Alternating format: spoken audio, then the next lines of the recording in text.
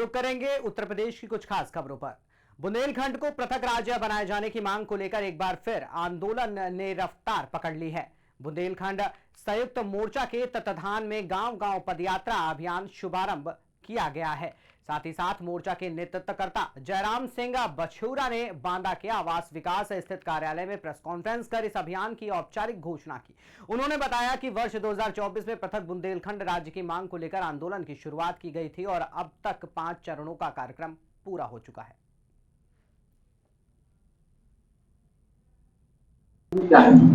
ये press conference है। बुंदेलखंड को पृथक राज्य निर्माण कराना है और ये यात्रा हमारी शुरू हुई थी 2024 को 12 अक्टूबर ललितपुर के तुअन मंदिर से। मांग संगठन कर रहे थे, उनकी मीटिंग ओरछा के राजा बुंदेला जी के फार्म हाउस में कई चरणों की मीटिंग के बाद निर्णय लिया गया था कि बुंदेलखंड गांव-गांव पांव-पांव यात्रा शुरू किया जाए। पहले यात्रा पूरे जिले में पैदल ही यात्रा थी, लेकिन फिर यह हुआ कि समय जाया होगा, ये था कि गांव से गांव तक वाहन से चलेंगे, इसके बाद जैसे ही गांव में एंट्री करेंगे तो पैदल चलेंगे। 12 अक्टूबर 2024 को तुअन मंदिर से प्रारंभ हो गया यात्रा। झांसी गई, झांसी के जिलों में घूमी, फिर उरई, जालौन घूमी, फिर इसके बाद हमीरपुर और महोबा। अब ये चरण 6वां चरण है, 5 चरण पूरी कर चुकी है। बुंदेलखंड के जो 7 जिले हैं, ये बांदा 6वां है, 7वां हमारा चित्रकूट होगा। तो उसी क्रम में 6 मार्च 2026 को जसवा के केपी पैलेस से यात्रा प्रारंभ होगी। जसवा के विभिन्न गांव में होते हुए ये 6 मार्च को सिंधन में मां सिलहट देवी के प्रांगण में दरबार में यात्रा 6 मार्च की संपन्न होगी। उसके बाद अगले दिन पलानी डेरा, पैलानी, खपटिया कला, पपरेना, परसौड़ा, मिर्गानी, तिंदवाई नगर पंचायत में भ्रमण करते हुए खत्म हो जाएगी। तत्पश्चात बवेरू नगर पंचायत में भ्रमण तथा कमासिन के विभिन्न गांव से होते हुए ये बवेरू के विभिन्न गांव से कमासिन रोड में होते कमासिन पहुंचेगी। कमासिन में भ्रमण करने के बाद कमासिन से ओरन पहुंचेगी, ओरन के बाद बिसंडा पहुंचेगी विभिन्न गांव से होते हुए। ओरन के बाद महुआ ब्लॉक के विभिन्न गांवों में महुआ पहुंचेगी। महुआ के बाद नगर पालिका अतर्रा पहुंचेगी।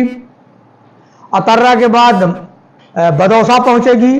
बदौसा से बघेलाबारी होते हुए कालिंजर और कालिंजर से होते हुए ये नरैनी में विश्राम करेगी 13 तारीख को।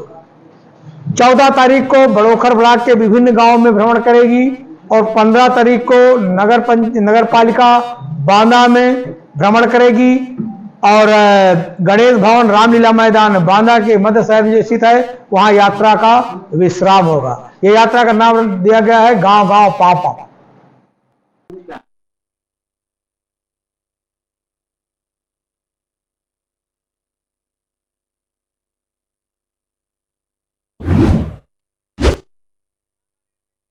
सर में उत्तर मध्य रेलवे इंस्टीट्यूट के कार्यकारिणी सदस्यों का चुनाव शांतिपूर्ण माहौल में संपन्न हुआ। इस चुनाव में बांदा के रेलवे कर्मचारियों ने बढ़ चढ़कर हिस्सा लिया और सचिव, कोषाध्यक्ष, उपसचिव और उपाध्यक्ष पदों के लिए मतदान किया गया। सचिव पद के लिए नसीम मोहम्मद ने 102 मत हासिल कर शानदार जीत दर्ज की। वहीं उपाध्यक्ष पद पर अंजनी कुमार सिंह और कोषाध्यक्ष पद पर सतीश नामदेव विजेता घोषित हुए। चुनाव परिणाम सामने आते ही बांदा के रेलवे कर्मचारियों में हर्षोल्लास का माहौल देखने को मिला और विजेता प्रत्याशियों को शुभकामनाएं देते हुए मिठाइयां भी बांटी गईं। जीत के बाद सचिव नसीम मोहम्मद ने कहा कि वे संविधान के अनुरूप कार्य करेंगे और सभी कर्मचारियों के सहयोग और हितों के लिए तत्पर रहेंगे। उन्होंने ये भी स्पष्ट किया कि आने वाले समय में बांदा रेलवे का चुनाव बायलॉज प्रक्रिया के तहत कराया जाएगा। पूरे चुनाव की प्रक्रिया रेलवे स्टेशन परिसर में ही संपन्न हुई और इसे लेकर कर्मचारियों में खासा उत्साह देखने को मिला।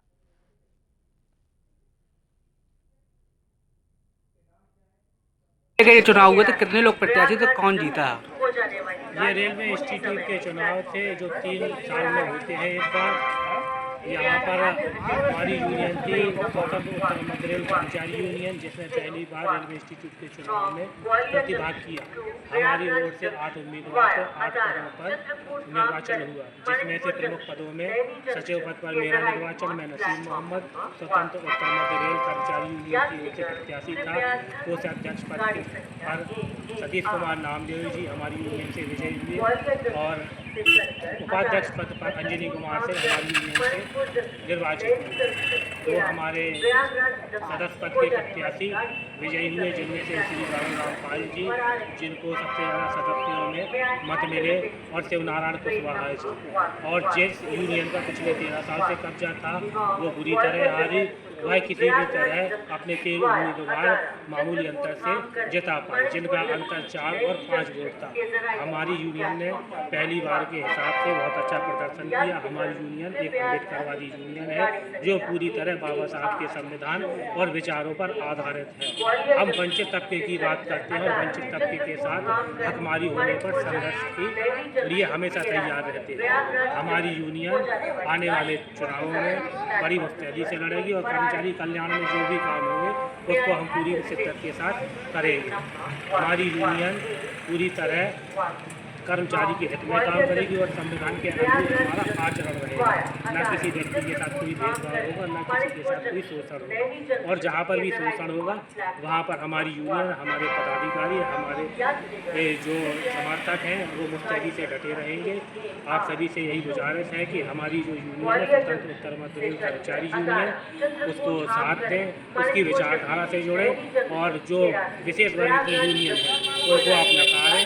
वर्षों से जो सत्ता में थे उनकी करारी हार हुई है और आने वाले समय में रेलवे इंस्टीट्यूट के बाद हमारे जो ईसीसी के चुनाव होंगे उसमें भी हमने अच्छा प्रदर्शन किया, क्योंकि हमारी नई पार्टी है। 2.5 साल पहले हमारी यूनियन वजूद में आई और हम मूल रूप से बाबा साहब के विचारों पर संघर्ष कर रहे हैं।